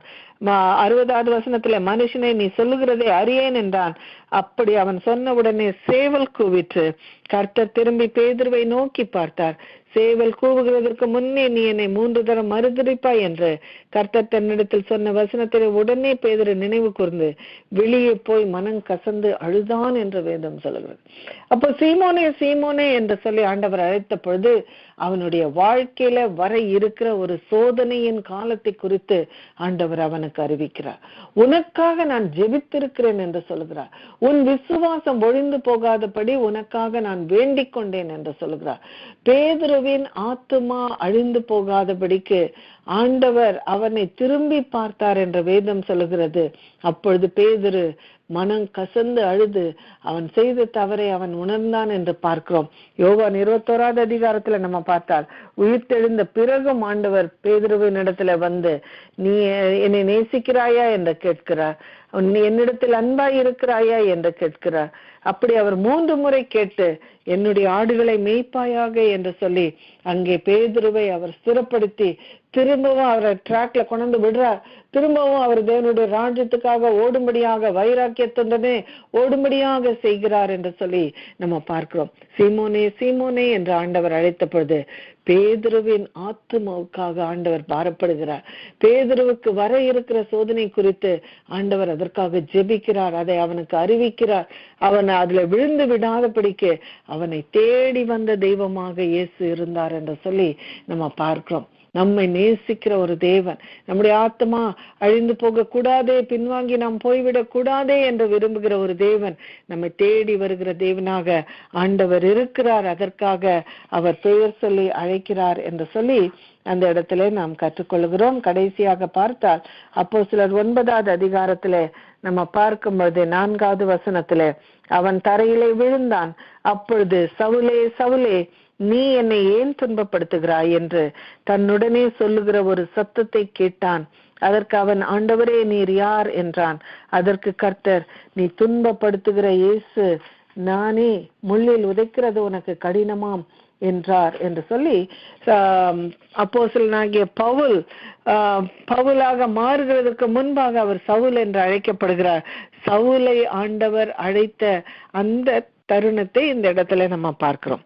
அப்ப பாருங்க, சவுல் என்பவன் யார் என்று பார்த்தால் கர்த்தருடைய சீஷரை பயமுறுத்தி கொலை செய்யும்படி சீறி பிரதான ஆசாரியரிடத்திற்கு போய் இந்த மார்க்கத்தாராகிய புருஷரை ஆகிலும் ஸ்திரீகளை ஆகிலும் தான் கண்டுபிடித்தால் அவர்களை கட்டி எருசலேமுக்கு கொண்டு வரும்படி தமஸ்குவில் உள்ள ஜெப ஆலயங்களுக்கு நிருபங்களை கேட்டு வாங்கினான். அவன் இதுல கன்வின்ஸ்டா இருக்கான், இதுதான் ரைட் திங் என்று சொல்லி. இப்ப பாருங்க, இந்தியால இருக்கிற அந்த இந்துக்கள் அந்த RSS அவங்க அப்படி கன்வின்ஸ்டா இருக்கிறாங்க. அப்படிப்பட்ட ஒரு நபரை இந்த இடத்துல நம்ம பார்க்கிறோம். அங்கே அவனை சந்திக்கும்படியாக ஆண்டவர் வருகிறார்.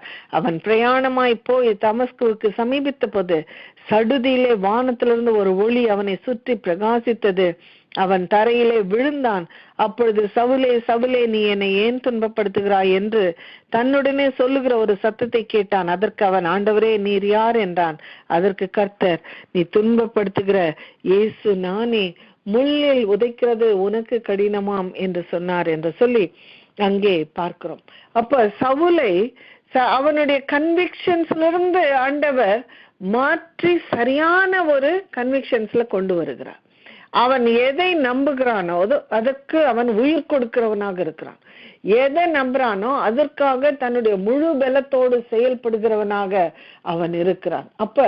அப்படிப்பட்டவனுக்கு ஒரு சத்தியத்தை உணர்த்தி விடுவோமானால் அந்த சத்தியத்தை அவன் ஏற்றுக்கொண்டு என்ன செய்வான்?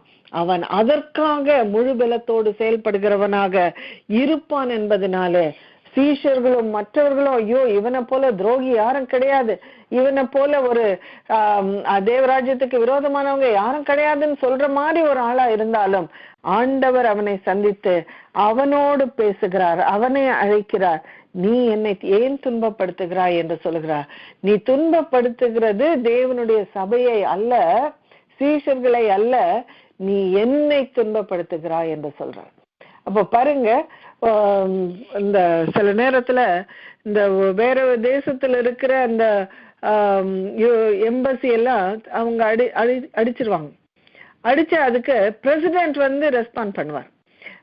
சில நேரத்துல யுஎஸ் எம்பசி இந்த நைரோபி அது மாதிரி கண்ட்ரில எல்லாம் கென்யால எல்லாம் உடைத்த பொழுது ஒபாமா சொன்ன ஒரு காரியம், நீங்கள் அங்கே எம்பசியை அடித்தது, அதை உடைத்தது என்னுடைய வீட்டை உடைத்ததற்கு சமானம் என்று சொன்னார் அவர். அப்ப பாருங்க, அந்த பிரசிடென்ட் அதை எப்படி பாக்குறாருன்னா, நீ அடிக்கிறது அந்த சின்ன கண்ட்ரில இருக்கிற ஒரு சின்ன ஒரு பில்டிங், ஒரு எம்பசி கிடையாது, அது யுஎஸ்ஏ எம்பசியாக இருக்கிற பட்சத்துல என்னுடைய வீட்டை அதை நீ உடைத்ததற்கு சமானம் என்று சொல்லுகிறார். அதற்கு நான் இறங்கி வந்து காரியங்களை செய்வேன் என்று சொல்லுகிறார். அப்ப ஆண்டவர் பாருங்க, அவருடைய பிள்ளைகளுக்கு விரோதமாக எழும்புகிறவர்களிடத்துல ஆண்டவர் சொல்லுகிற ஒரு காரியம் என்னவென்றால், நீ வந்து என்னை துன்பப்படுத்துகிறாய் என்று சொல்லுகிறார். அவர்கள் அதை அறியாது இருக்கிறார்கள். சாதாரண ஜனங்க தானேன்னு சொல்லிட்டு அந்த மணிப்பூர்ல எல்லாம் எவ்வளவு அக்கிரமம் பண்ணாங்க. அந்த சாதாரண ஜனங்களுக்கு நிகழ்ந்த காரியம் ஆண்டவருக்கே செய்தது என்று ஆண்டவர் அதை உணர்த்துகிறார். அப்படி சொல்றார், அதை எனக்கு தான் நீங்க விரோதமா செய்தீங்கன்னு சொல்றார். நீ துன்பப்படுத்துகிற இயேசு நானே, முள்ளில் உதைக்கிறது உனக்கு கடினமா. நீ உதைக்க உன்னால இந்த நாளில முடிகிறதுனாலே நீ அதை முழுபலனோடு செய்து கொண்டிருக்கிறாய். ஆனால் அது உனக்கு விரோதமாக நீ உனக்கே செய்து கொள்ளுகிற ஒரு காரியம். முள்ளில உதைத்தா என்ன ஆகும்? நமக்கு தான் காயம் அதிகமாகும். அப்படி உனக்கே அது ஒரு தீங்கான ஒரு காரியமாக அது நிகழும் என்று அறியாமல் மற்றவர்களை துன்பப்படுத்துகிறோம் என்று நினைத்து நீ செய்து கொண்டிருக்கிற காரியம் உனக்கே விரோதமாய் நீ செய்து கொள்ளுகிற காரியம் என்று சொல்லி ஆண்டவர் அங்கே பேசுகிறார். சபைக்கு இது ஒரு பெரிய ஒரு நற்செய்தி. நம்ம நினைக்கிறோம், ஐயோ இவ்வளவு பாடுகள், ஆண்டவர் பார்க்காதவர் போல இருக்கிறாரே, கேளாதவர் போல இருக்கிறாரே, ஆண்டவர் செயல்படவில்லையே என்று சொல்லி ஏங்குகிற ஒவ்வொருவருக்கும் தைரியத்தையும் ஆறுதலையும் கொடுக்கிற ஒரு பகுதியாக இருக்கிறது. சவுலே சவுலே என்று சொல்லி சவுலை அழைத்து ஆண்டவர் சொல்லுகிறார், நீ துன்பப்படுத்துகிற இயேசு நானே என்று சொல்லுகிறார். முள்ளில் உதைக்கிறது உனக்கு கடினமாம் என்று சொல்லுகிறார். ஏற்ற காலம் வரும்பொழுது அவர்கள் அந்த தீங்கை தொடர்ந்து செய்யாதபடி அந்த சூழ்நிலையை ஆண்டவர் மாற்றி போடுவார் என்கிறதை தெரிவிக்கிற ஒரு பெரிய ஒரு நல்ல ஒரு சிச்சுவேஷனாக அது இருக்கிறதை நம்ம பார்க்கிறோம். ஆண்டவர் சவுலே சவுலே என்று அழைத்தது சபைக்கு ஒரு பெரிய நற்செய்தியாக இருந்தது. சபைக்கு ஒரு பெரிய நற்செய்தி. ஆண்டவர் எவ்வளவு எங்களுக்காக வழக்காடுகிறவராக இருக்கிறார். ஆண்டவர் அந்த துன்பத்தை எங்களுக்காக சகிக்கிறவராக இருக்கிறார். அந்த முள்ளிலே உதைக்கிறது யார் உதைக்கிறார்களோ அவர்களுக்கே கடினம் என்கிறதை ஆண்டவர் அங்கே காண்பிக்கிறதை நம்ம பார்க்கிறோம். அவன் அடுங்கி திகைத்து, ஆண்டவரே நான் என்ன செய்ய சித்தமா இருக்கிறீர் என்றான். அதற்கு கர்த்தர், நீ எழுந்து பட்டணத்துக்குள்ளே போ, அங்கே செய்ய வேண்டியதும் அங்கே உனக்கு சொல்லப்படும் என்று சொல்லி, அதற்கு பிறகு இந்த சவுல் பவுலாக மாறி ஆண்டவருக்காக செய்த ஊழியம் இன்றைய நாள் வரைக்கும் அது மாதிரி ஊழியம் செய்தவங்க ஒருத்தர் இருக்கிறாங்கன்னு சொல்ல முடியாத அளவுக்கு பவுலுடைய ஊழியம் இருந்தது என்று சொல்லி நம்ம பார்க்கிறோம். அப்ப சவுலே சவுலே என்று அழைத்த பொழுது ஆண்டவர் அவனுக்கு தன்னை வெளிப்படுத்துகிறார். சபைக்காக ஒரு வாதாடுகிற, சபைக்காக வைராக்கியம் பாராட்டுகிற ஒரு தேவன் ஒருவர் உண்டு என்கிறது அந்த இடத்துல ஆண்டவர் வெளிப்படுத்தினது மாத்திரமல்லாமல் அவனை மாற்றி சபைக்கு ஒரு பெரிய சாட்சியாக, சபையில ஒரு பெரிய தேவனுடைய ராஜ்யத்துக்காக பெரிய ஊழியங்களை செய்கிற, பல இடங்களில சென்ற, எவ்வளவு பாடுகள் வந்தாலும் ஆண்டவருக்காக வைராக்கியத்தோடு ஊழியம் செய்கிற ஒரு ஊழியக்காரனாக ஆண்டவர் மாற்றினார் என்று சொல்லி அந்த இடத்துல நம்ம பார்க்கிறோம். அப்ப ஆண்டவர் 2 முறை அழைக்கிற போது அதுல ஒரு செய்தி இருக்கிறது. அதுல ஆண்டவர் சொல்ல விரும்புகிற ஒரு காரியம் இருக்கிறது. அதுல ஆண்டவர் அழைத்த அழைப்பும், அதுல ஆண்டவர் எப்படி நம்மை வழி நடத்துவார் என்பதும், நம்முடைய இறுதி காலத்துல எப்படி ஆண்டவர் போதுமானவராய் இருப்பார் என்பதும் அந்த இடத்துல நம்ம பார்க்கிறோம். அவருக்கு அறியாமல் செய்கிற காரியங்களிலே தவறுதலா இருக்கிறவர்களையும் திருத்துகிறவராக ஆண்டவர் இருக்கிறார். மார்த்தாளே மார்த்தாளே என்று சொல்லி ஆண்டவர் அவளுக்கு ஒரு படிப்பினையை கற்றுக் கொடுக்கிறார். சீமோனே சீமோனே என்று சொல்லி ஆண்டவர் அவரை தேடி வருகிறவராக இருக்கிறார். சவுலே சவுலே என்று சொல்லி துன்பப்படுத்துகிற ஒருவனாக இருந்தாலும் முள்ளில் உதைக்கிறது உனக்கு கடினமாம், நீ துன்பப்படுத்துகிற இயேசு நானே என்று சொல்லி அங்கே பேசுகிற ஒரு வித்தியாசமான, புதிய ஏற்பாட்டுல வித்தியாசமான காரியங்களையும் பழைய ஏற்பாட்டுல வித்தியாசமான காரியங்களையும் ஆண்டவர் அழைத்து பேசுகிறதை நம்ம பார்க்கிறோம். ஒவ்வொன்றும் படிப்பினை உடையவர்களாக இருக்கிறது. அவைகளை நம்ம ஆழ்ந்து ஆராய்ந்து தியானிக்கும் பொழுது ஆவியானவர் இன்னும் அநேக காரியங்களை நமக்கு வெளிப்படுத்தி நம்முடைய விசுவாசத்தை அவர் வர்த்திக்க பண்ணுவார் என்பதிலே எந்த ஒரு சந்தேகமும் இல்லை. கர்த்தர் தாமே அப்படியே நம்ம ஒவ்வொருவரையும் எடுத்து உபயோகிப்பாராக. ஆமேன் ஆமேன்.